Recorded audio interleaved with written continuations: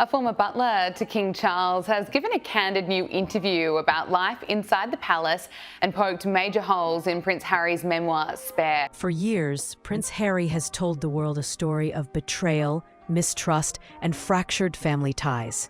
His memoir, Spare, didn't just air dirty laundry. It cast Queen Camilla as the villain in a royal drama that has haunted the House of Windsor for decades. But now, an unexpected voice has entered the conversation.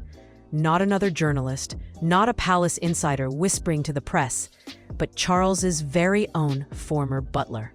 And what he says doesn't just poke holes in Harry's version of events, it flips them upside down. Grant Harrold, who spent 7 years living inside the royal household, serving Charles directly, claims Harry's accounts don't line up with the reality he witnessed every day. And if Harrold is right, it raises a question that cuts to the core of the royal family saga.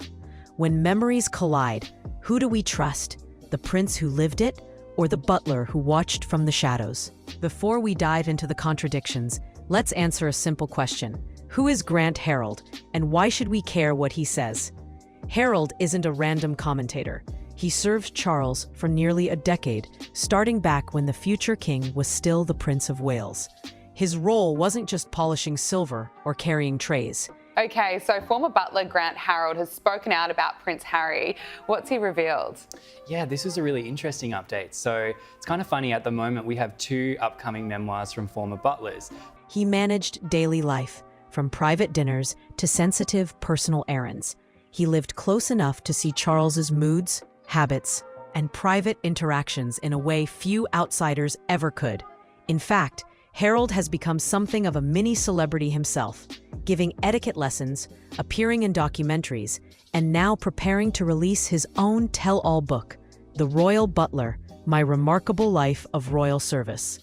It's in this book that he lays out his version of events, and it couldn't be more different from Harry's explosive accusations.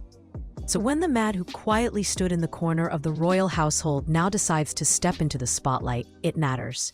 He's not just offering gossip, he's rewriting the script that Harry worked so hard to cement. Let's start with what we already know, Harry's version of events.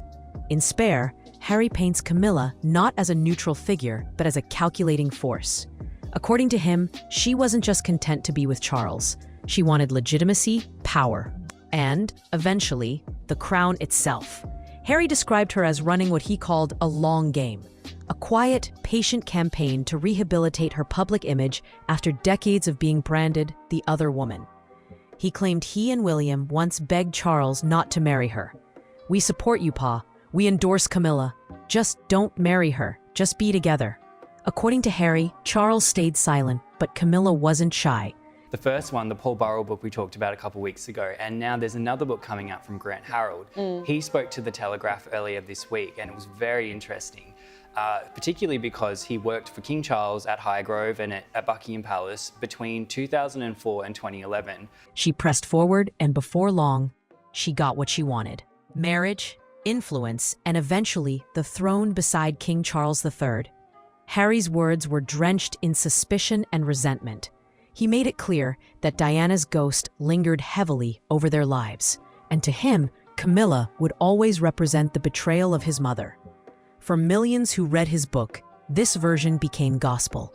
But Harrold says, not so fast. According to Harrold, none of Harry's accusations match what he saw during his years in service. Far from being a schemer, Camilla was down-to-earth, friendly, even shy in her own way. Harrold remembers the now queen offering him tea at nearly 10 o'clock at night when Charles sent him on an errand. Not the behavior of someone plotting domination, but of a woman trying to make a servant feel welcome in her home. Harrold insists that Charles and Camilla were simply in love, not calculating, not scheming, just deeply attached in a way that made Charles visibly happier than Harrold had ever seen him. He recalls the day of their wedding in 2005 as the happiest day of his former employer's life. And what about William and Harry? Far from bitterness. Which is a really important period when you think about the monarchy now. You know, those were the years when Kate and Will were getting together and getting serious. That was when Charles married Camilla, and that was really sort of one of the crucial points in this interview. He talked about Harry's relationship with Camilla during that period. And of course, if you remember from Spare, that was a huge source of contention. Was Harrold remembers the brothers joking around, pranking the newlyweds' car with just married decorations and running after them with laughter as they drove away. He insists there was no hostility, no visible tension, nothing that hinted at the resentment Harry would later describe. That's not just a difference in interpretation. That's a direct contradiction. To really understand why this contradiction matters, we have to rewind the story. Charles and Camilla's relationship is one of the most infamous sagas in modern royal history. Their affair reportedly began in the mid-1980s, while Charles was still married to Diana. By the 1990s, the cracks were impossible to hide, and when Charles and Diana divorced in 1996, Camilla was already branded the villain. The public was furious. Diana was adored, and Camilla was cast as the homewrecker. That reputation stuck with her for years, even after Diana's tragic death in 1997. Charles knew any attempt to legitimize his relationship would spark outrage, so he and Camilla waited nearly a decade before finally marrying in 2005. But while the world saw a scandal, this tension with Camilla, Harry and William not wanting Charles to marry Camilla, this sort of seething resentment of Camilla and distrust. And Grant Harrold said, look, I was there, and he didn't see any of that. He said that they all got along very well, and that when it came time for the wedding, that Harry and Will were very excited about it. They decorated the car when they were heading off on their honeymoon, and it was all quite friendly. So an interesting update. I think it's that old saying, recollections may vary.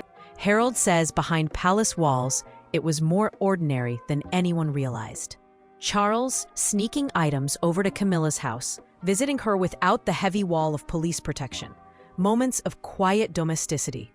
Not the scheming chess game Harry describes, but a relationship built on small, unguarded moments of affection. It's a striking reminder. Public perception often runs in one direction, while private reality runs in another. This brings us to the heart of the contradiction. Harry claims his memories are filled with unease, secret meetings, and manipulative moves from Camilla. Harrold remembers laughter, family warmth, and a sense that everyone, William, Harry, Camilla, and Charles, got along perfectly well. So which version is true? Psychologists often remind us, memory isn't a perfect recording. It's a story we tell ourselves, shaped by emotion, time, and later events. When Harry looks back, he sees betrayal because his current relationship with the royal family is defined by distrust. Harrold, on the other hand, looks back with loyalty to Charles, the man who gave him his career. Both may be telling the truth, but their truths are filtered through very different lenses. Still, the clash between the prince and the butler leaves viewers wondering, if Harry could be exaggerating here, what else in Spare was shaped more by bitterness than fact? Few figures in royal history have undergone a bigger public transformation than Camilla Parker Bowles. From the other woman to queen consort. And another revelation from Grant Harrold was the close relationship between Princess Catherine and Harry's former girlfriend, Chelsea Davy. Meghan Markle is not going to like hearing about this. What did he have to say? Yeah, exactly. I think this is sort of an awkward line and it was an interesting sort of insight as well, because Chelsea was very much, she could have been the Duchess of Sussex. Yeah. That was Harry's most significant relationship before he met Meghan Markle. Her journey has been carefully managed by palace advisors. Step by step, the monarchy worked to soften her image. Charity work, worn appearances with Charles. Careful photo ops. By the time Elizabeth II gave her blessing for Camilla to one day be called queen, the rehabilitation was almost complete. But Harry rejected that narrative. In Spare, he painted her as ruthless in her quest for public approval, willing to sacrifice others to build her reputation. Harrold, on the other hand, insists the Camilla he knew was nothing like that. Instead, she was approachable, kind, and devoted to Charles above all else. This isn't just a disagreement about personality. It's a war over Camilla's legacy. Was she a manipulator, or was she a survivor? The answer depends on who you believe. Here's the thing. This fight over Camilla isn't happening in isolation. It's part of a bigger royal rift that's dominated headlines since Harry and Meghan left for California. Harry's accusations against Camilla fit neatly into his wider narrative that the institution of the monarchy is cold, manipulative, and often cruel. Harrold's book, whether intentionally or not, pushes back against that image. If Camilla was misunderstood, if Charles was gentle and calm, if even William and Harry once got along with them, then maybe Harry's portrayal of the royal family as a whole deserves more scrutiny. That's why Harrold's words sting. They were on and off for about 7 years. Again, during that period when Grant Harrold was there, in those rooms. So he did know them all quite well.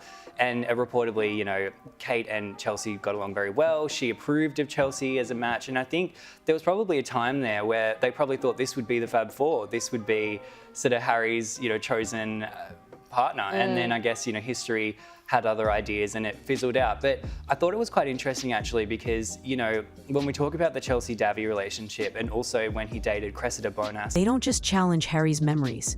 They threaten the foundation of the story Harry has built around himself and Meghan. So what does this all mean?